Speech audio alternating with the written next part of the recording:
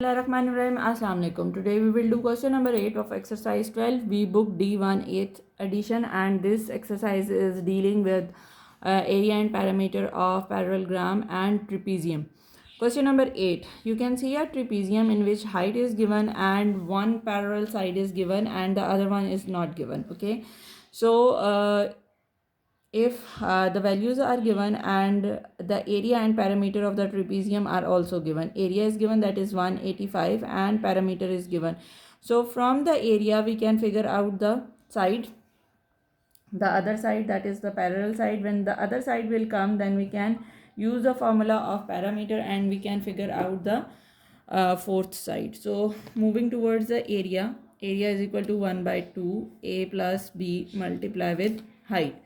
Area is given 185 is equal to 1 by 2. One side is given, that is 12, plus b multiply with height is given 10. अब आपको ये लग रहा होगा कि आप 2 and 12 को कटिंग कर सकते हैं. अगर आप ये करेंगे तो बहुत बड़ी बेवकूफ़ी करेंगे, because 12 and b are adding with each other. When two things are adding with each other तो आप उसकी डिवीजन नहीं कर सकते until and unless you will solve this bracket. I can cut this 2 and 5. 5 यहाँ पे मल्टीप्लाई हो रहा है, on the other side it will divide, so it is equal to 12 plus b. Okay, divide करने के बाद मेरे पास आंसर आएगा यहाँ से 37. 37 is equal to 12 plus b. This 12 will shift on the other side, so it will become 37 minus 12. This is equal to b, and answer आपके पास आ जाएगा b is equal to 25. अब ट्रिपीजियम के पैरामीटर में आपको जब 4 चीज़ें हैं और 3 नोन हैं, so you can figure out the fourth side easily. So let's do that. Okay जी, parameter is also given a plus b plus c plus d, and the parameter value is given, that is 61. 61 is equal to the value of a is 12, the value of b we just figure it out, that is 25, and the value of c is we can consider it as 13. और आपने d find out करना है. आप इन सब को add करेंगे, उसको आप शिफ्ट करेंगे दूसरी साइड पे and you will get the answer. अच्छा जी, इन सब को ऐड करने से आपके पास आंसर आता है 61 is equal to 5 and 5 10, 2 3 4 and 5 50 plus d. Okay, this 50 will shift on the other side, so it will become 61 minus 50, and the answer is equal to 11 meter. This is your answer and this is also in meters. Okay, QR की हमारे पास side आ गई. This D is also represented by QR. Moving towards the next question, that is question number 9, and in question 9 a figure is shown. अच्छा, अब पहले आप figure को समझ लें. फिगर आपके पास क्या है, एक बाहर वाली साइड एक ट्रिपीजियम है और अंदर वाली साइड आपके पास क्या है, एक ट्रायंगल है. अगर आप ये ट्रायंगल का पोर्शन निकाल लेते हैं बीच में से, तो ये भी एक पैरेललोग्राम है और ये भी एक पैरेललोग्राम है, जिसमें ये साइड जो हैं वो आपस में क्या है, इक्वल हैं, और ये साइड्स आपस में क्या हैं, पैरेलल हैं. अब फाइंड आउट क्या करना है, हमने फाइंड आउट करना है area of the shaded reason.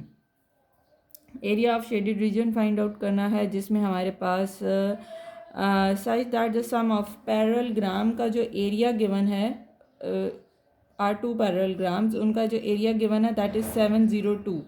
अगर ए बी और is equal to A B is equal to C D and E F and G F, ये सारे के सारे आपस में इक्वल हैं, ए B C D E F and ये सारे के सारे and F G, this is equal to 1 by 2 of B सी.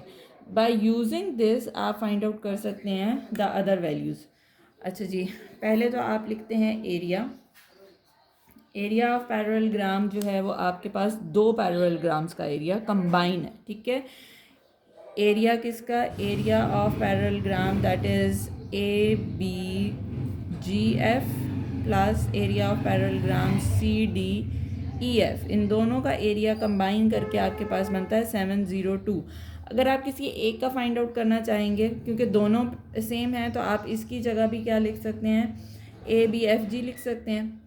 ठीक है, एफ जी या G F, because they both are same. So that mean 2 A B G F this is equal to 702. अगर आपने एक का फाइंड आउट करना है तो आप इसको डिवाइड कर देंगे, A B GF, this is equal to 702 divided by 2 and you will get an answer from here that is 351 centimetre square. अच्छा जी, यहाँ से ये आ गया हमारे पास। अब हमें पता होता है जो एरिया होता है वो क्या होता है, बेस मल्टीप्लाई विद हाइट होता है।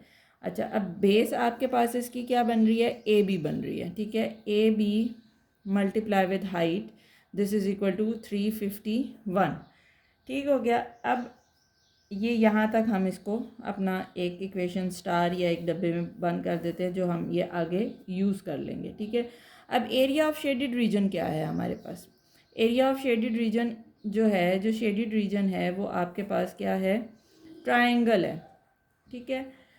अब शेडेड रीजन ट्रायंगल है हमारे पास, तो आप उसका फार्मूला लगा देंगे 1/2 बेस मल्टीप्लाई विद हाइट। अब बेस इसकी क्या है, BC है। इसको बेसिकली आपने वैल्यूज़ के साथ नहीं, जो आपके पास जो कंपैरिजन है ना, आपने उसके साथ सॉल्व करना है, ठीक है। Area of the shaded reason आपके पास आ गया 1/2 BC। अब 1/2 BC किसके इक्वल है, FG के इक्वल है, EF के इक्वल है, CD के इक्वल है, AB के इक्वल है। अब इस 1/2 BC की जगह आप क्या लिख सकते हैं, लिख सकते हैं ना हम इस 1/2 BC की जगह हम क्या लिख सकते हैं, AB लिख सकते हैं, AB multiply with height. So AB multiply with height किसके इक्वल था, 351 के इक्वल था। सो दैट मीन जो आपके पास area of the shaded region आ गया वो क्या आ गया, 351 सेंटीमीटर स्क्वायर आ गया। बेसिकली इसमें वैल्यूज़ गिवन नहीं थी, आपने वैल्यूज़ को आगे पीछे करके या वैल्यूज़ को दूसरे तरीके से सॉल्व करके जो गिवन क्वांटिटीज़ इक्वल थी उसके थ्रू आपने इसको सॉल्व करना था। होप सो आपको समझ आ गई होगी। See you in the next video, till that Allah हाफिज़।